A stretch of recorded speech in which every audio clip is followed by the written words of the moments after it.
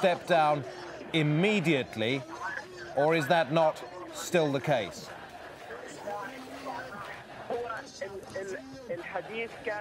We spoke about the timing, the timings.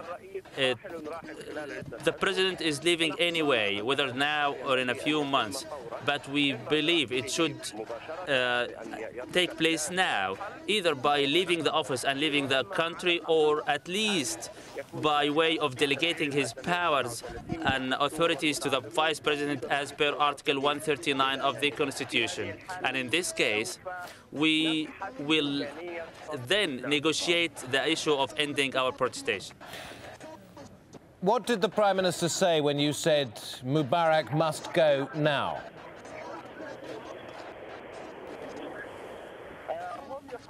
They are trying to circumvene this particular demand, although the Prime Minister responded the point of acknowledging the legitimacy of the revolution of January 25th.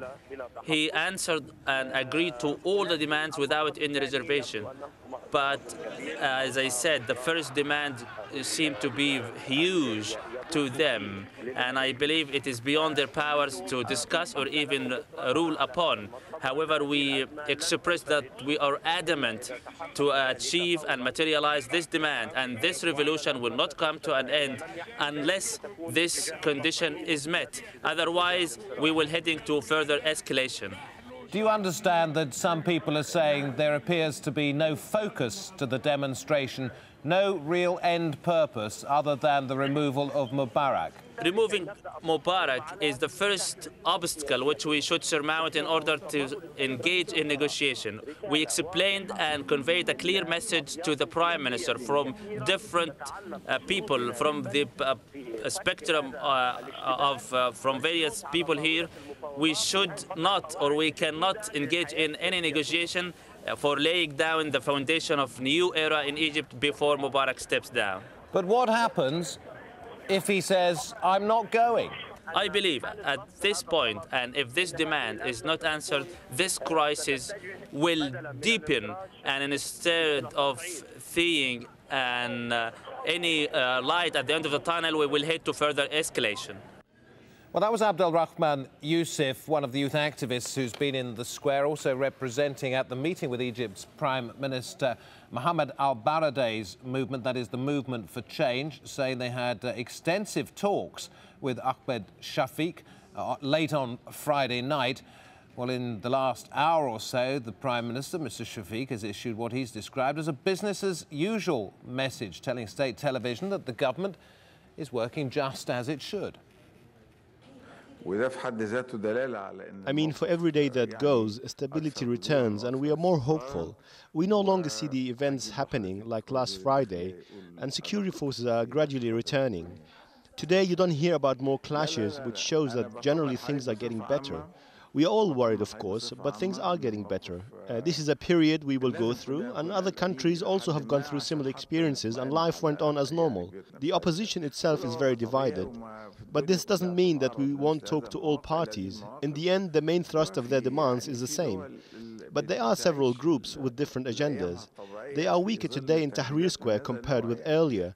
And yesterday's so-called day of departure, I mean, it was obvious that it was much weaker than previous days, to the point that some of the protesters went on to call for a week of steadfastness as a result. They are calling for different slogans which show that they have failed. All this shows that we are heading towards more stability.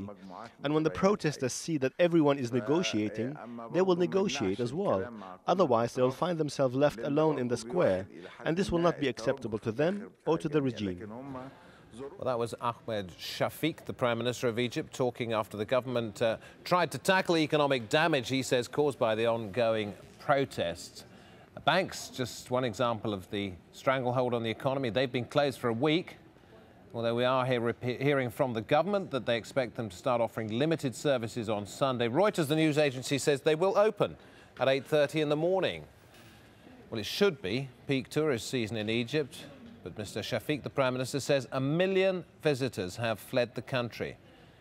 And because of the curfew and unrest, many factories in major cities have been shut down for days. Let's talk to one of our team on the ground in Cairo, not so much about the unrest, but about the way Egypt is struggling to manage with this. Are any businesses, any shops open at the moment in Cairo? Yes, David, what you're really seeing on the streets of Cairo really are, the shops and stores that are really engaged in the trade of basic commodities, whether they're supermarkets, food vendors, butchers, things that are really more into the daily lives, meeting the demands and the needs of the daily lives of ordinary Egyptians. We are starting to see the resumption of some commercial activity, but still not on a mass scale. We're not seeing the large textile factories perhaps back at full capacity. We're not seeing a lot of the major technology hubs in Egypt back at full capacity. And we're not seeing a lot of the, secondary markets, things like real estate markets and others that generate a lot of traffic, commercial traffic, at least for people, fully functioning yet. So what you're seeing is the resumption of very basic and limited commercial activity insofar that it extends to meeting the daily needs of ordinary Egyptians. When we see the numbers in Liberation Square going down, it's not necessarily, I've heard it said, because the enthusiasm of the demonstrators is waning. It may well be because some of them have had to go back to work.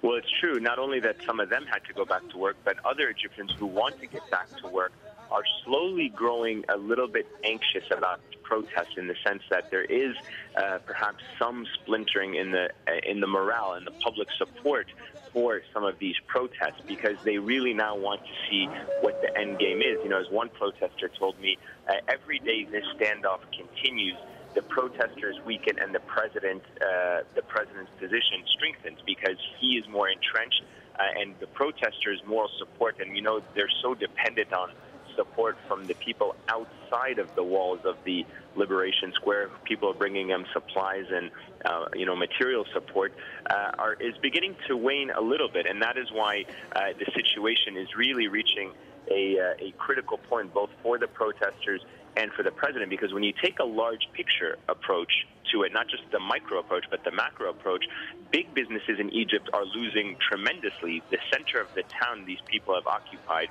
has essentially brought the Egyptian economy to a standstill. And when you talk about what kind of impact it has, not just on the workers here, but on Egypt's various government agencies. I was speaking to a source who is very familiar with the Suez Canal.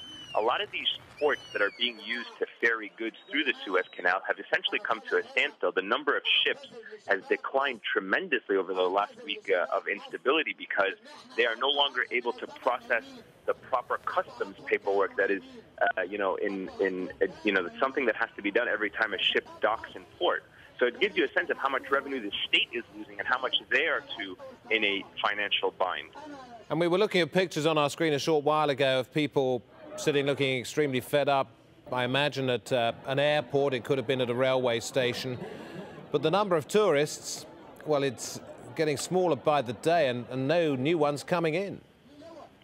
Yeah, absolutely. The tourism industry in Egypt is sometimes considered the backbone of the service economy here, because it generates revenue from hotels, merchandising, and of course the tourist activities, visiting the pyramids, the museum, and such. But really what has happened, and we've heard this from the senior Egyptian officials who've been speaking, you've had about 1 million tourists who have left the country in the course of 10 days. Hotel vacancy is probably at an all-time high for this type of season, given the recent developments. You also have had about $1 billion of lost revenue just in this past week alone from the tourism industry, not just because of the sales that these people generate, but also because of so many of the support services of people who work in tourism-related industries, and that is one of the major concerns. It is going to take a long time, even once the square is cleared and protests have stopped. It's going to take a very long time for the Egyptian tourist economy and others to recover, to build confidence back again in foreign tourists and others